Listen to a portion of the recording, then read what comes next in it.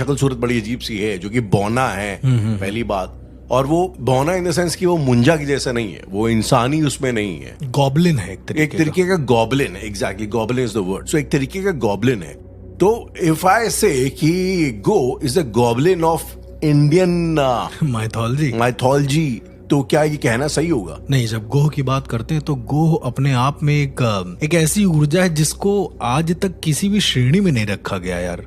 मतलब ना उसे बेताल बोलते हैं, ना उसे मतलब ये खुद में एक श्रेणी है, एक अलग खुद में कैटेगरी, एक योनि अपने आप, एक योनि बना दी गई है नहीं?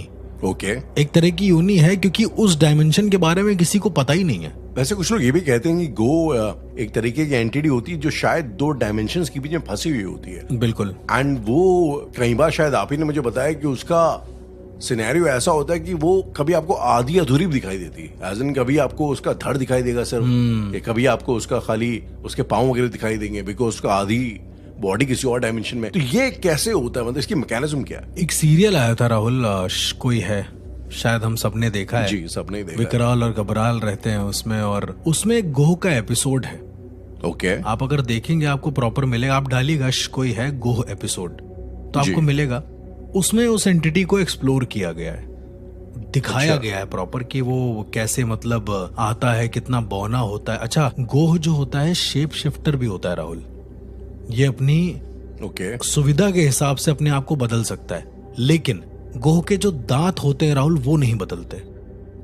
और इसके जो दांत हैं वो बेसिकली ऑल्टरनेट उसमें टूटे रहते हैं। ये एक नई डिटेल है इसके बारे में। ऑल्टरनेट टूटे हुए होते हैं? हाँ, मतलब गायब ही होते हैं वहां से।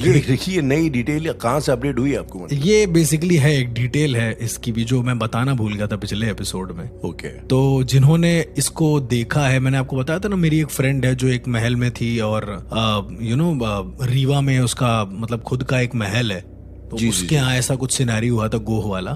तो बेसिकली क्या होता है कि गोह बच्चे खाते हैं, और ये कहते हैं कि जब वो बच्चों को खाते हैं, छोटे बच्चों को खाते हैं बेसिकली, इनको भ्रूण बहुत पसंद होता है। अच्छा, उदाहरण के तौर पे आप एक बार मुंजा वाले एपिसोड में वापस आइए और रिकॉल करिए, मैंने आपसे क्या कहा था कि जब 100 भ्रूण मरते हैं तब एक मुंजा का निर्माण होता है। मतलब मुंजा को जिंदा करने के लिए या फिर मुंजा को स्वसिद्ध होने के लिए उस जगह पर 100 भ्रूणों की बलि देनी होती है। मतलब 100 भ्रूण को मारकर वहीं छोड़ देना होता है एक तरीके से।